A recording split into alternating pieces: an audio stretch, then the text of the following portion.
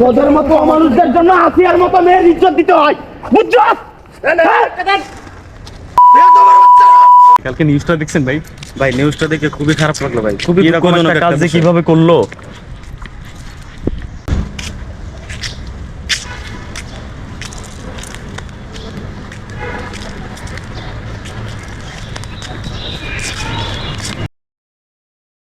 ভাইয়া দেখেন আমার একটা ছেলে ডিস্টার্ব করতেছে। এই মুরব্বি এদিকে আসেন, এদিকে আসুন। এই আপনার দাড়িটারি তো ভালোই পাকছে, তো এরকম করেন কেন? হ্যাঁ, কি করছি?